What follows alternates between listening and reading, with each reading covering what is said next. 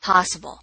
I almost can't believe that in this day and age people are still afraid to eat fat, but who can blame them?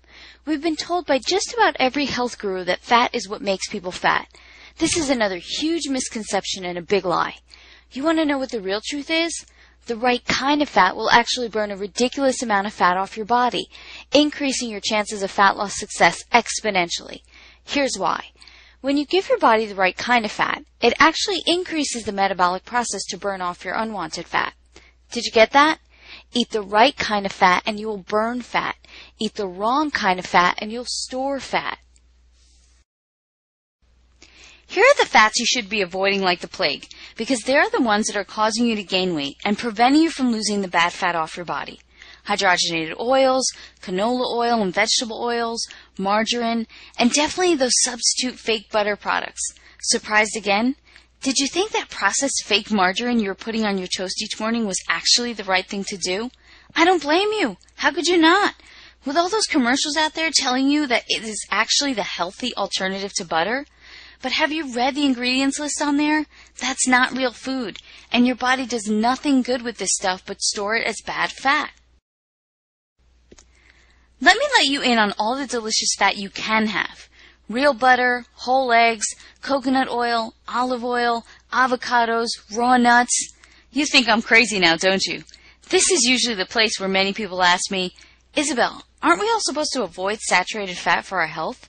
Am I going to keel over from a heart attack by eating butter and coconut oil? Definitely not. Another huge misconception and something most health professionals have all wrong. Statistics prove it. Remember, sugar is your enemy. All these natural, unprocessed fats that are not full of chemicals are not only your friend, but what you absolutely need to burn that fat off your body. Now, if we're going to consider sugar enemy number 1, then processed foods would be enemy number 2. But then again, most processed foods contain an incredible amount of sugar. You know what else they contain? Tons of chemicals that are making it almost impossible for your body to burn off fat. Let me explain this by giving you a brief anatomy lesson, and I promise it won't be hard. It all comes down to how effectively your liver is working.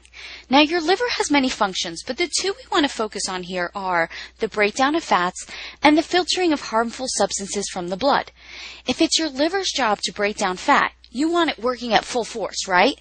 But when your poor little liver is too busy trying its hardest to filter out all the harmful substances that are coming in from all those processed foods, it has no time or energy for fat breakdown. Just like if you had 2 big jobs each day and you spent your whole day working on just one, do you think the other one would get done? Probably not. The easiest solution to making sure that your liver has all the time it needs to break down fat is to stop feeding it harmful substances to work on. So what are some of those harmful substances? Things like artificial sweeteners, high fructose corn syrup, hydrogenated oils, and even processed soy products. It's the foods that contain these chemicals that are overwhelming your liver, and you have to stop eating them. Even if you think you may not be eating many of these chemicals, they are unfortunately in many foods we think are good for us. Do you know that I found high fructose corn syrup in foods like so-called healthy yogurt, whole wheat bread, and cereals advertised as good for you?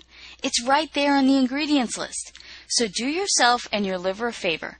Give it a chance to get into fat-burning mode by greatly reducing, or dare I say eliminating, processed foods from your eating plan. This means saying goodbye to the packaged snacks, the microwavable meals, diet health bars, and definitely the soy products, and say hello to foods you know do not require heavy processing. Foods that contain only one ingredient, like steak, chicken, fish, eggs, fruits and veggies, olive oil, coconut oil, butter, rice, and sweet potatoes. There are literally hundreds and hundreds of delicious meals that can be created with any combination of all of these foods. I know because I've done it, and I've been able to stay super lean over the past 10 years.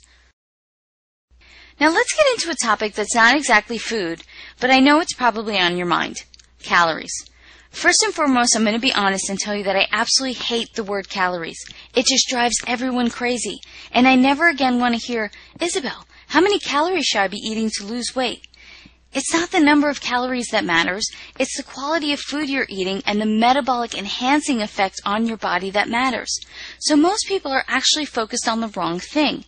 If you just eliminate the bad stuff, the garbage foods, processed foods, and focus on eating the good stuff, the foods I mentioned earlier, you could drop the calculator and stop all this counting madness. But that answer is just not good enough for most people. I do admit, you have to be somewhat reasonable about the amount you eat. But exactly what is reasonable for you and what is reasonable for me? Surprisingly enough, it's a lot more calories than you think. Once I figured out that the portions of food I needed to eat to lose weight were actually significantly bigger than the portions I was eating before, it was like the best thing that ever happened. I didn't have to be hungry anymore, and I was still losing weight. How great is that? Here I was previously starving myself with all the wrong foods, only to find out if I ate all the right foods, I could eat a lot. And I love to eat. And actually starving myself was doing me more harm than good because my body was holding on to all of my bad fat in an effort to protect me. You might have heard this before, but calorie restriction may lead your body into starvation mode. And that's when your body thinks you're dying of starvation and protects you by holding on to every last bit of fat and every last calorie you have in your body.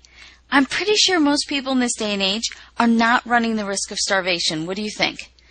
You probably want me to tell you approximately where to start, just so you don't go on an eating free-for-all, but hang tight because I'm going to get there and I'm going to tell you that in a minute. Here's the thing. It's not just about knowing what foods are good and what foods are not. It's about your body and knowing the combinations of food that make your particular body burn off fat. That's where most diets seriously flunk. They're not specific for you. That's where metabolic typing comes in. Finding your metabolic type will tell you what foods are the best foods for you to create an ideal fat-burning environment in your body. And don't worry, it's easy, because I'm going to give you a simple questionnaire that will tell you all of that. You also need to find the right portions for your body. Again, a simple task with the charts I'm going to give you. And I'm not talking little bird-sized portions here. Remember, I said I wanted you to eat a lot. Everyone thinks I was born with a great metabolism, but you've seen the pictures. You know that's not the case. What I did now was create a good metabolism for myself just by eating all the right foods. You also can't eat foods that you hate all day long. You have to be eating foods you really enjoy in order to stick to any kind of plan. You also can't spend half your life doing calculations or counting calories, because like I said before, it's irrelevant anyway. Okay, now I hope at this point you're not feeling overwhelmed or confused. I know all this information all at once may seem like a lot, and you may not be sure what to do with all of it, or better yet, what to do to put it together in a way that's going to work specifically for you. Not only work for you, but work in an easy and practical way. I see this happen to people all the time. They get their hands on some of the best information out there, but then are lost when it comes to applying it to themselves. And what good can all this information be if you can't apply it? So I've come up with a solution to this dilemma. I've put together a program where I can tell you exactly what to do, exactly what to eat, exactly when to eat, exactly which foods, and exactly how to make it ideal and specific to you. Would that help you make the best use of all this information? Would it make this whole process so much easier? I named it the Diet Solution Program because guess what? It's not a diet. It's actually the solution to your diet, and it will without a doubt handhold you through losing that first 10% in the next 30 days and then much, much more. Remember this chart? I threw up some examples for you. The foods on the left you want to avoid, just like we talked about. The foods on the right are a must for helping you to successfully burn off fat. Now, these are just a few examples to give you an idea. There's still many more foods on both sides that you'll want to learn about. We just couldn't fit them all on the chart. And look, this is what this program is not. It's not just